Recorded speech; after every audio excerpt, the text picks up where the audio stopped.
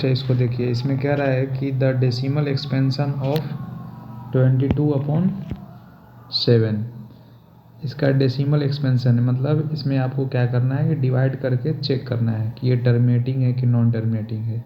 तो terminating check करने के लिए सबसे पहले डेनोमिनेटर चेक करना होता है। अगर डेनोमिनेटर में 2 के पावर m और 5 के पावर n अगर आता है या इंटू दोनों रहता है तो उस केस में ये क्या होता है, टर्मिनेटिंग होता है। क्या होता है, टर्मिनेटिंग। अदरवाइज क्या होगा, नॉन टर्मिनेटिंग। तो देखो 7 जो है ये 2 के पावर भी नहीं बन रहा है, 5 के पावर भी नहीं बन रहा है, ठीक है। तो इसलिए क्लियर हो गया कि ये टर्मिनेटिंग नहीं होगा। क्या होगा, ये नॉन टर्मिनेटिंग होगा।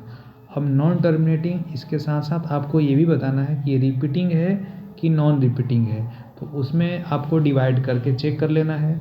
जैसे देखिए इसका आंसर नीचे देख सकते हैं आप, इसका जो आंसर है ये क्या है, ऑप्शन बी वाला सही है। यानी ऑप्शन जो बी है इसमें क्या है, non terminating and repeating numbers, ठीक है। डिवाइड करेंगे तो ये नंबर मिलेगा आपको, आप चेक कर सकते हैं खुद से भी डिवाइड करके, ठीक है।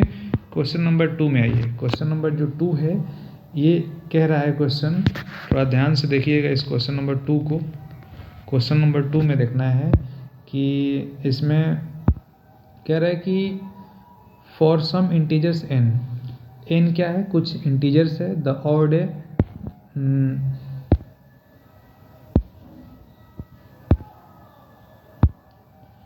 क्वेश्चन नंबर 2 को आप पढ़िए थोड़ा ध्यान से।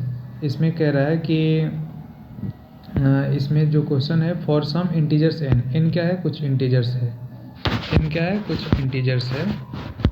जैसे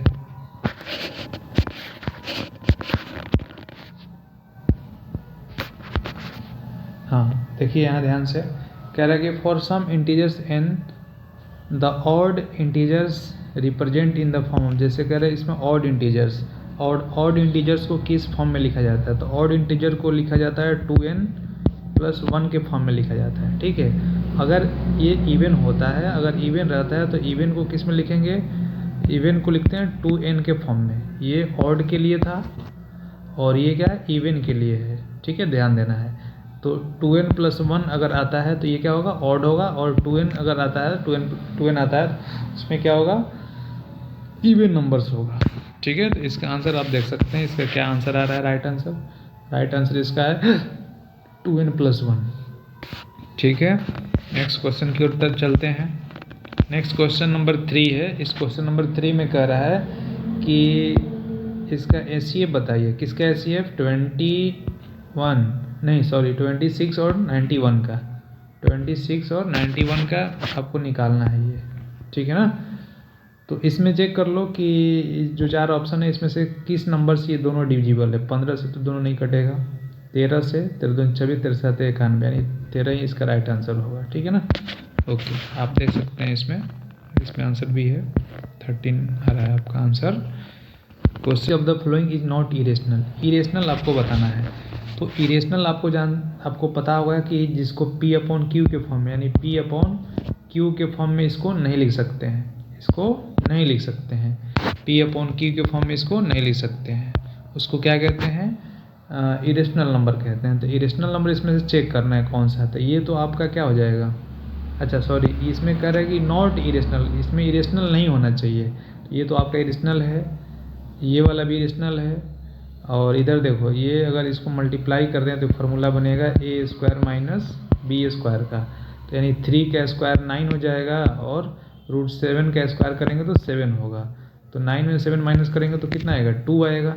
2 क्या होता है, एक रेशनल होता है। तो इसमें रेशनल ही बताना था, तो ये राइट आंसर आपका कौन सा हो जाएगा, सी वाला इसका राइट आंसर हो जाएगा, ठीक है। नेक्स्ट क्वेश्चन देखिए।